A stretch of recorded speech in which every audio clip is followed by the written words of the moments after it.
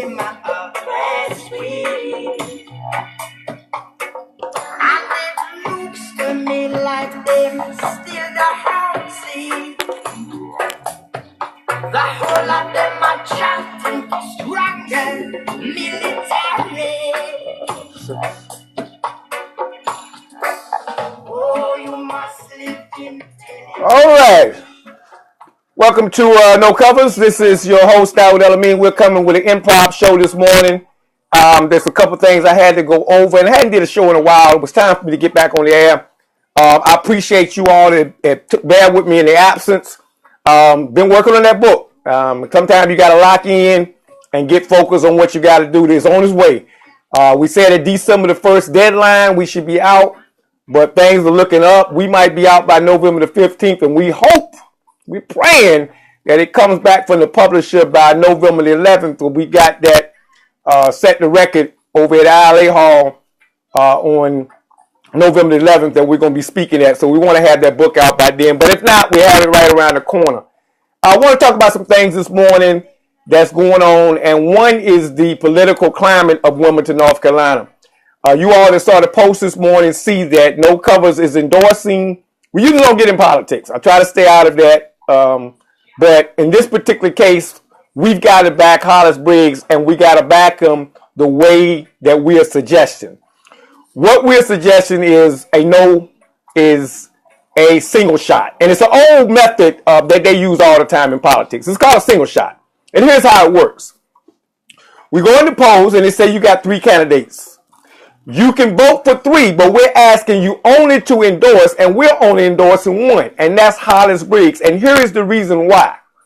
The school board race is a good example of how we always get left out. They come every year with these deals. They say, okay, we're going to put 3 candidates together on one party platform, and you give us your votes, and we're going to make sure our candidates vote for you. Well, that's not necessarily the case. What happens is, the 2 Democrats get our vote, and then they end up getting another Republican over on the ticket, and they join in and vote for them versus vote for us, and our community issues get left to the table once again. The second reason why we're voting and only endorsing Hollis Briggs, the city is really hypocritical, and the platform is really hypocritical. You say that the number 1 issue that's facing Wilmington is crime and violence. You say that the number 1 cause of this crime and violence is young youth, especially black males.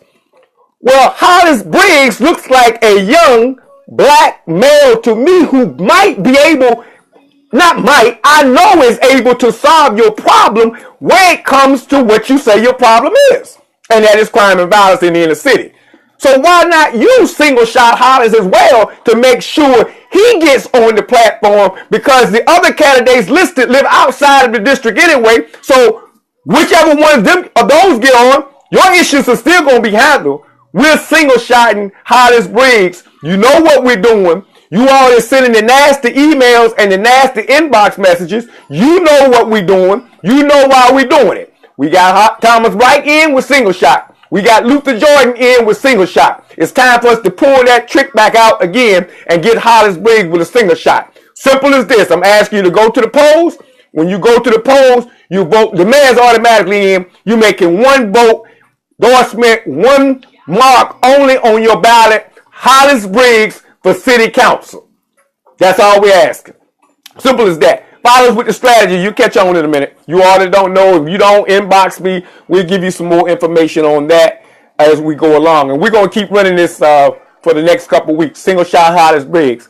The other thing is the Buy Black program. People are asking what happened to it. It hasn't stopped. We're still turning your green to black. We haven't stopped, but we're following the leadership from the top.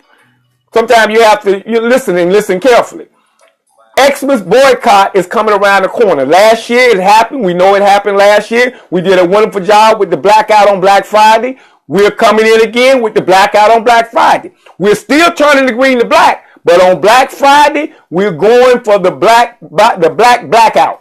We're not spending dollars. We're going to hold those dollars and keep those dollars. And it's explained very carefully. When you keep those dollars from Christmas, that stock, that inventory goes up. You might want to keep those dollars till after Christmas. That computer, that Xbox Goes on sale $100 less after Christmas. Looks a lot better than out your pocket during Christmas. Hey, up with Jesus. That's what the terminology is. Up with Jesus, down with Santa. Up with Jesus, down with Santa. Makes sense to me. You know, I grew up a Jehovah's Witness, so you all know that. I didn't have Christmas coming up anyway. So I know, you know, I don't know the feeling, but I've watched children go through that transition when they used to come in. And a lot of times growing up, I used to watch people come in, become Jehovah's Witnesses, and watch how their children had to go through the transition. We're not going to deal with this, and if you notice of National, we're not dealing with this on a religious term. We're not bothering with the holiday of Christmas itself, because we'll get to that at a later date. As time grows, we'll delve into the holiday of Christmas. You all that are supporting, you all that are out there running, you all that are out there posting, it's Xmas that we're dealing with. We're dealing with the economic value of Christmas. We're going to pull those dollars and let America see what the black economic buying power looks like when we don't spend it. And then we're asking for justice based on us pulling our economic power. We'll deal with the religious aspect of Christmas down the road. And you all that already know the religious aspects of it, you deal with it with your children, you deal with it one-on-one, and we'll deal with that. Last thing we want to get into is where No Covers is headed and what we're doing and what we're trying to do in this city. I posted a message the other week that said that this is a ministry, and this is exactly what it is. Thank you, Mr. Hankins, for giving me that message that you sent. I'm going to use it that way because this is a ministry, but it's a different kind of ministry. It's not in a church. It's not in a pulpit, and I'm not trying to be no preacher. I'm preaching another way. I'm working this system called social media to address issues that need to be addressed that some of our preachers need to be addressing anyway. We're going to deal with the history every morning. Yo's history, the more you study that history, the more you get into those morning quotes that we put out there on Black history, the more you learn and teach that to your children, you're going to see them empowered when they go to school and they know something that their teacher know nothing about. And they're able to raise their hand in class and say, do you know whose birthday it is today? No, not Thomas Jefferson, not George Washington. Oh, but Lewis Latimer, but Charles Drew, but Frederick Douglass. We're going to teach them that history and empower them. Now they go to school with that chest stuck out because they got information someone else don't know, and it makes them feel good about learning more information. So we're going to keep that history going. We're going to stay in our lane on the turn your green to black. That's our lane. And those of us that are in the youth service work and those that are calling me about mentoring, there's some brothers out there doing some wonderful job on youth mentoring. Big ups to Atiba Johnson with the OOPS program. The Light program with Ron Bethea and over there and Donnell over at the Light program. They're doing wonderful work with the Vance Williams. He's opening a new youth center on Dock Street. Support him. You'll see me tagging him from time to time. Support those that are doing mentoring work. I'm trying to go in a different direction right now. I'm doing economics and I'm focusing on this history because I've got some other things I need to focus on in my writing. I always want to be a writer. So if those are asking me to do some youth services, if I refer you to those guys, they've got the skill set. Believe me, they can do the service. Those are some excellent agencies. We're going to support them. We're going to make sure that they're doing.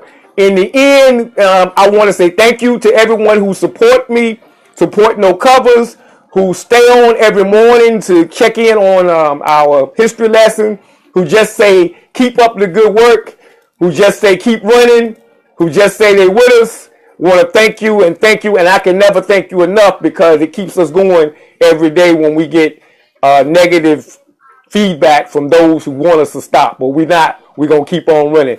And remember, November 11th, ILA Hall, we'll be there, No Covers in full effect. Come out, support us, and let us do our thing as we normally do. Keep running. Peace and blessings.